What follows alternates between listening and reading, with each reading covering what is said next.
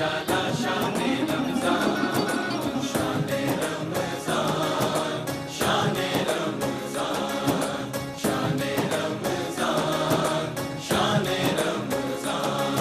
है मोमिनों के दिल का उजाला शान रमजान, है मोमिनों के दिल का उजाला शान रमजान, है सारे महीनों से। जी वेलकम बैक नाज़रीन, खैर मकदम है आपका एक मरतबा फिर बस्म उलमा में। और हमारा आज इंतखाब है यानी रफ़ीक़ सफ़र हैं आलम इस्लाम के मोतबर तरीन शख्सियात जनाब अलहाज हनीफ तैयब साहब और मुफ्ती हसन नवीद नियाज़ी साहब, मुफ्ती खुर्रम इकबाल रहमानी साहब, और इन तीनों का शुक्रिया। मैं हाजी हनीफ तैयब साहब की तरफ ले चलता हूँ आपको। मैं आपसे कह रहा था कि ज़ाहिर पॉलिटिकल हैपनिंग्स भी हैं, दूसरी तरफ मुल्की हालात भी हैं, महंगाई का तूफ़ान भी है, मसले मसाइल परेशानियाँ हमको घेरे हुई हैं। अब या तो इंसान भूखा मरे या जुर्म करे, ज़ाहिर है उसके वसाइल नहीं है, वो पूरा नहीं हो सकता, किराए का घर है, बच्चे मामलात हैं। तो अब ये जो बढ़ते हुए जराइम हैं, हर तरह का जुर्म वो इख्तियार कर रहा है बस चंद दो रोटी की खातिर। इसके हवाले से सज़ा और जज़ा का मौजू है, तो मैंने कहा ज़रा मैं नहीं, बहुत अच्छा है। अगर हमने सज़ा और जज़ा को समझा होता और लाखों शौदा की कुर्बानियों का लिहाज होता अल्लाहु अकबर और ये नाफिज हो जाता शुरू से, तो हमारे यहाँ इतने जराइम न होते। ऐसा ही। अब भी बात यह है, जुर्म करने वालों को ये यकीन है जी रिश्वत ले रहा है, सही, भाई आप तो रिश्वत देते हुए पकड़े गए थे, बोले रिश्वत दे के छूट गया, लेके पकड़ा गया, दे के छूट गया। तो अब ये हालत ये है इस मुल्क की सही बात। कि इस सारे मामले को काउंसिल ऑफ इस्लामिक आइडियोलॉजी जिसका मैं मेंबर रहा हूँ, स्टडी करके किताबी शक्ल में हुकूमत को दे दी है जस्ट फॉर इम्प्लीमेंटेशन। सही। बट वो जितनी भी सिफारिशात हैं आज तक वो स्टडी नहीं की गई। बताइए। तो ज़ाहिर है जराइम तो बढ़ेंगे, जराइम तो आप जानते हैं, अभी आप माशाल्लाह अमेरिका होके आए हैं, पाकिस्तान के मौजूदा हालात के अलावा वहाँ जराइम कितने हैं, ऐसा ही है। और ख़वातीन जो मुलाजमत कर रही हैं उनके साथ क्या सुलूक हो रहा है। लेकिन लेट देम डू दे जो करना चाहते हैं। हमें अपने मुल्क को जराइम से बचाने के लिए इस मुल्क को निज़ाम मुस्तफ़ा का नफाज लाजमी करना पड़ेगा।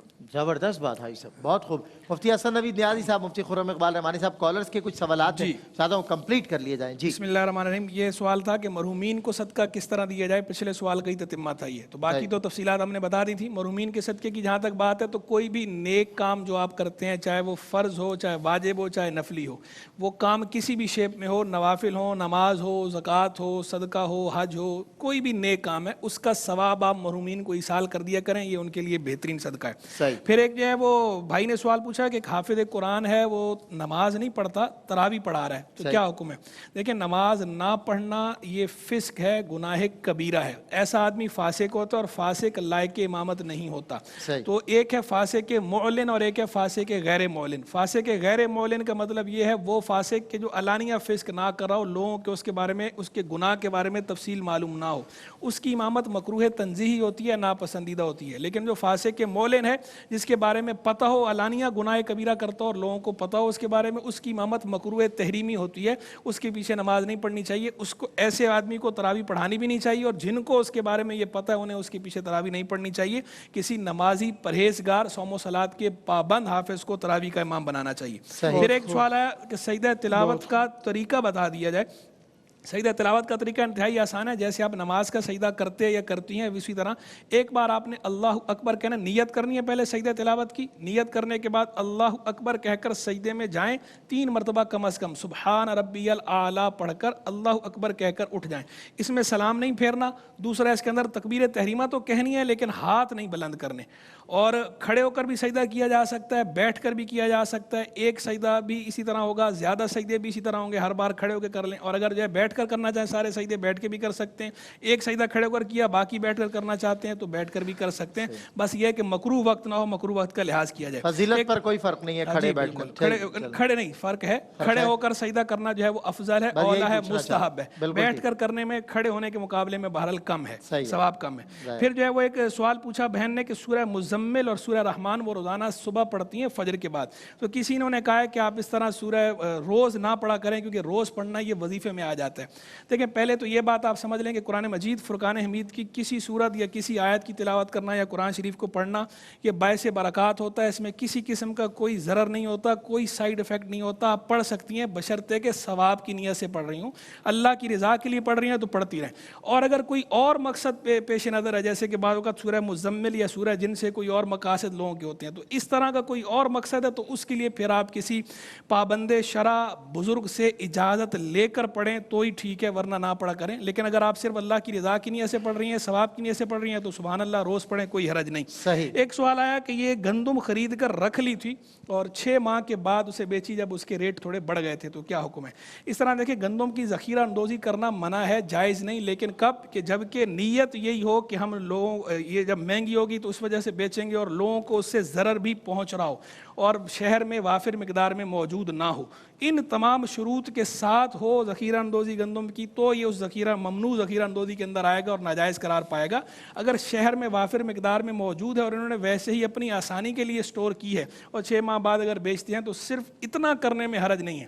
لیکن شہر میں وافر مقدار میں موجود نہ ہو یا ان کی انٹینشن ہی یہ ہو کہ نہیں جب مہنگی ہوگی تو ہی بیچیں گے, ایسے ہم نہیں نکالتے مال اور لوگوں کو اس سے کھلا ضرر پہنچنے کا اندیشہ ہو, پھر بہرحال منع ہوگا. صحیح. جی بہن نے سوال کیا تھا 4 تولے سونا ان کے پاس موجود ہے صرف, اس کے علاوہ کوئی چاندی وغیرہ موجود نہیں ہے. تو 4 تولے سونے کے اوپر تو زکوٰۃ نہیں ہوتی. سونے کا جو نصاب ہے وہ 7.5 تولے سونا ہے. 7.5 تولے سونا ہوگا تو اس کے اوپر زکوٰۃ ہوگی. ٹھیک ہے. پھر ایک سوال تھا کہ 30,000 رقم ہے مگر اس پہ سال نہیں گزرا تو 30,000 روپے پہ تو ویسے بھی زکوٰۃ نہیں ہے, یہ نصاب کے اندر نہیں آتا. 70,000 والی بھی میرے خیال ان کی بھی نہیں, 70,000 میں بھی زکوٰۃ نہیں ہے کیونکہ اس وقت جو 12.5 تولہ چاندی کی تقریباً جو لاگت آ رہی ہے وہ 1 لاکھ روپے سے کچھ 16 اوپر نیچے ہو رہی ہے, فلیکچویٹ ہوتی رہتی ہے. تو پھر ایک سوال تھا کہ کیا تسبیحات کے لیے باوضو ہونا ضروری ہے؟ باوضو ہونا ضروری تو نہیں, البتہ ادب کا تقاضا یہی ہے کہ باوضو ہو کر تسبیحات پڑھی جائیں, اس کے فیوز و برکات زیادہ ہوتے ہیں. لیکن کوئی بے وضو بھی پڑھ لیتا ہے تو تسبیحات میں ہو جائیں گی, ثواب بھی ہو جائے گا. ٹھیک ہے. روزہ ٹوٹ جائے تو کیا کریں؟ اگر قصدن کوئی روزہ توڑے, قصدن جان بوجھ کے کوئی ایسا کام کرے جس سے روزہ ٹوٹتا ہے تو پھر اس کے اوپر کفارہ لازم آتا ہے. 60 لگاتار روزے اس کو رکھنے پڑیں گے کفارے کے اندر, اور اس ایک روزے کی قضا بھی کرنی پڑے گی. یوں 61 روزے اس کو رکھنے پڑیں گے. اور انجانے میں ٹوٹ جائے یعنی قصدن نہیں توڑا, انجانے میں اگر ٹوٹ گیا تو پھر ایک روزے کی صرف قضا کرنے سے قضا کرنی پڑے گی ان کو. گاڑی لی تھی 52 لاکھ روپے کی, پھر بعد میں 1 کروڑ روپے کی غالباً وہ گاڑی بکی یا کچھ اضافی رقم پہ وہ گاڑی بکی تو اس کی زکوٰۃ کا سوال تھا. اگر گاڑی خریدی ہی اس نیت سے تھی کہ بیچنی ہے تو یہ مال تجارت بن جاتا ہے, اور اس پہ اگر سال گزر گیا تو اس کے اوپر زکوٰۃ دینی ہوگی. جی یہ ایک جو ہے وہ سوال یہ آیا کہ بینک میں سیونگ اکاؤنٹ ہے, اس پہ جو انٹرسٹ ملتا ہے وہ جائز ہے یا نہیں, اور کہاں تک لے سکتے ہیں یا کہاں لگا سکتے ہیں. پہلی بات تو یہ کہ جب آپ نے خود ہی کہہ دیا کہ اس پہ انٹرسٹ ملتا ہے تو یہ تو سیدھا سیدھا واضح ہو ہی رہا ہے کہ انٹرسٹ ربا کوئی کہا جاتا ہے. انٹرسٹ ربا کو بولتے ہیں اور ربا جسے عرف عوام میں سود کہا جاتا ہے, تو ربا ناجائز ہے. بینک میں کنونشنل بینکنگ کے اندر سیونگ اکاؤنٹ کھلوانا جائز نہیں, اور اس پہ جو اضافی رقم ہے وہ لینا بھی جائز نہیں. اسے خرچ کرنٹ اکاؤنٹ کھلوا سکتے ہیں, وہ جائز ہے. ایک بہن نے سوال پوچھا, ایک بہن نے پوچھا وضو کرتے ہوئے نزلہ لگ جاتا ہے بہت زیادہ, تو اگر میں ناک میں پانی نہ ڈالوں تو کیا وضو ہو جائے گا؟ پہلی بات تو یہ ہے کہ جو استنشاق ہے ناک میں پانی ڈالنا یہ وضو کے اندر فرض نہیں ہے, لیکن یہ بہرحال سنت ہے اور سنت مؤکدہ ہے. اگر کوئی بار بار بے عذر ترک کرے گا تو گناہ گار ہوگا. چند بار ترک کیا, ایک بار ترک کیا یا کبھی کبھار ترک کیا تو اساءت ہے, برا ہے, گناہ نہیں. لیکن بار بار ترک کریں گے, اصرار کریں گے تو یہ مکروہ تحریمی میں کنورٹ ہو جائے گا, گناہ بن جائے گا. تو اس لیے ہم اس کی جو ہے وہ ریکمینڈ تو نہیں کرتے, لیکن چونکہ انہیں تکلیف ہے اور اگر بہت زیادہ تکلیف ہو اور کسی دن تکلیف کی وجہ سے نہ کر پائیں تو وضو ہو جائے گا. لیکن اس کو آپ عادت نہ بنائیں اپنا کہ نزلے کی وجہ سے جو ہے, کیونکہ پانی ناک میں ضروری نہیں ہے کہ آپ بالکل دماغ تک چڑھائیں. اگر آپ نے تھوڑا سا بھی پانی, اگر آپ نے تھوڑا سا بھی پانی ایسے لگایا جو ناک کی نرم ہڈی تک اگر پہنچ گیا تو بہرحال وہ آپ کا سنت ادا ہو جاتی ہے. پھر جو ہے وہ ایک بھائی نے سوال پوچھا ہے کہ جناب ہو گیا والدہ جو ہے وہ تسبیحات پڑھتی ہیں فرض نماز کے بعد سورہ اخلاص وغیرہ پڑھتی ہیں, تو کیا ایک ہی بار بسم اللہ الرحمن الرحیم پڑھنا کافی ہے یا ہر بار الگ سے پڑھی جائے گی؟ عام تسبیحات میں تو شروع میں ایک بار بسم اللہ پڑھنا کافی ہوتا ہے, لیکن اگر وہ سورت کی تلاوت کر رہی ہیں تو جتنی مرتبہ سورت پڑھیں گی ہر مرتبہ سورت سے پہلے بسم اللہ الرحمن الرحیم پڑھا جائے گا. مثال کے طور پر سورہ اخلاص وہ پڑھ رہی ہیں 3 بار تو ہر مرتبہ اس سے پہلے بسم اللہ الرحمن الرحیم پڑھا جائے گا. ایک جو ہے وہ بھائی نے پوچھا اسلامک بینک میں پیسے جمع کرانا کیسا؟ کنونشنل بینکنگ کو تو ہم جو ہے وہ کلیئر کٹ منع کرتے ہیں. اسلامک بینکنگ کے کے بارے میں ہم یہ کہتے ہیں کہ بعض حضرات علماء جواز کے قائل ہیں, بعض حضرات علماء عدم جواز کے قائل ہیں, بعض حضرات علماء تھوڑا توقف رکھتے ہیں, انہیں تھوڑے تحفظات ہیں کہ امپلیمنٹیشن دیکھنے کے بعد ہے. میں ذاتی طور پر جو ہے وہ اس میں توقف کا قائل ہوں. میں اسٹریٹ اوے جو ہے وہ حرام تو نہیں کہتا, لیکن حلال بھی, چونکہ ہمیں امپلیمنٹیشن پر نفاذ کے حوالے سے ہمیں کچھ تحفظات. اچھا ایسا ہے کہ ٹرمز اینڈ کنڈیشنز اگر آپ کو دکھائی جائیں اور وہ آپ کے مطابق میں اگلی بات ایک تو یہ ہے کہ ٹرمز اینڈ کنڈیشنز کا درست ہونا, اور ایک ہے اس کا امپلیمنٹیشن صحیح ہونا, نفاذ صحیح ہونا. بعض اوقات ٹرمز اینڈ کنڈیشنز تو صحیح ہوتی ہیں, لیکن جو آگے عملہ ہے اس عملے کی تربیت دینی طور پر اس طرح کی نہیں ہوتی, مائنڈ سیٹ ویسا نہیں ہوتا, وہ ان ٹرمز اینڈ کنڈیشنز کو اس طرح پوری طرح فالو نہیں کر رہے ہوتے. تو یہ ہمیں کچھ تحفظات ہیں. کچھ بینکس اس کا دعویٰ کر رہے ہیں کہ ہم پراپر اس کو اگر واقعی صحیح العقیدہ علماء وہاں جو ہے ایز اے شریعہ ایڈوائزر موجود ہیں, اور کوئی ان علماء کی بات پر عمل کرتے ہوئے اگر کوئی ایسا فیل کرتا ہے تو ہم اس پر بھی کوئی حکم نہیں لگاتے, لیکن اسی کے لیے کہ جو ان علماء کو فالو کرتا ہو. بالکل ٹھیک, یہ نہیں کہ اپنے مطلب کے لیے فالو, اپنے مطلب فالو نہ کریں. آخری ایک سوال اور جو ہے کہ روزے کی حالت میں آنکھوں میں دوا ڈال سکتے ہیں یا نہیں ڈال سکتے. روزے کی حالت میں آنکھ میں دوا ڈالنے کا مسئلہ یہ روزے کی حالت میں آنکھ میں دوا ڈالنے کا مسئلہ اختلافی ہے.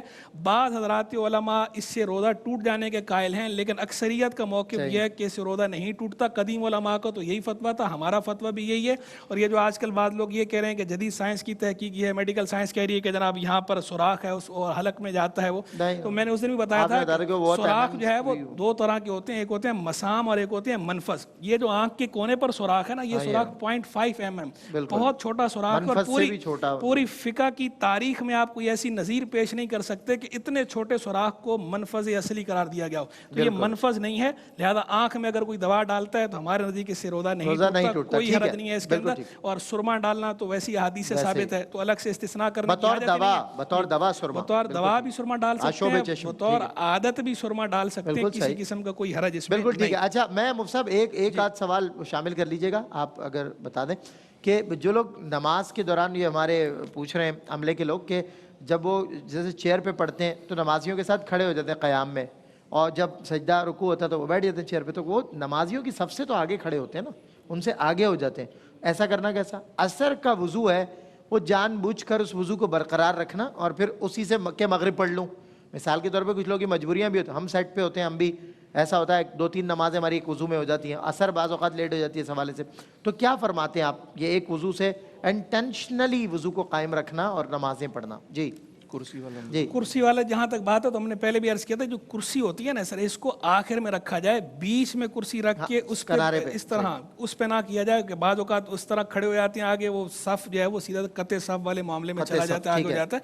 آپ کرسی جو ہے کونے پہ رکھ کے پڑھیں, اور اگر بالفرض کرسی بیچ میں رکھی ہے تو پھر کرسی پہ بیٹھ کر ہی پڑھیں, کھڑے ہو کے نہ پڑھیں. ٹھیک ہے, تاکہ صف میں رہیں. ٹھیک ہے.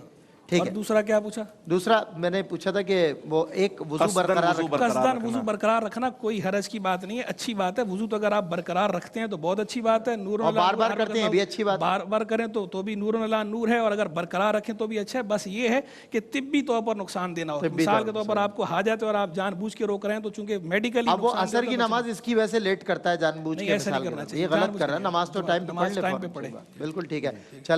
چلیں جی, بچہ ہے کوئی سوال تھا؟ جی بالکل. جلدی سے نانا کا مکان بکا ہے, اس کی جو حصے میں رقم آئی ہے, حصے بٹے ہیں, کہ اس پہ اسی رمضان میں زکوٰۃ ہوگی, تو اگر وہ نصاب کو پہنچتی ہے تو اس پہ سال گزرنا شرط ہے, اور زکوٰۃ کا رمضان شریف سے کوئی تعلق نہیں, سال گزرنا اس کے لیے ضروری ہے. اچھا, یہ قومی بجٹ میں پیسہ جمع ہے, اس پر زکوٰۃ کا حکم تقریباً 35 لاکھ یا اس سے زائد کچھ رقم تھی, تو بلا شبہ اس کے اوپر بھی زکوٰۃ ہوگی. سال گزر گیا تو اس کے اوپر بھی زکوٰۃ دینی ہوگی. اصل رقم پر, جو اصل رقم جمع ہے اس کے اوپر زکوٰۃ ہوگی. صحیح ہے. اور شرمگاہ کو چھونے سے وضو ٹوٹنے کا مسئلہ پوچھا تھا, تو شرمگاہ کو ہاتھ لگانے سے وضو نہیں ٹوٹتا, بالکل جب تک کوئی چیز خارج نہ ہو. آخری بات مکان بکنے والی کے اندر بھی, اگر باقی جو مال آپ کے پاس موجود ہے اس کے ساتھ اسے لاحق کیا جائے گا.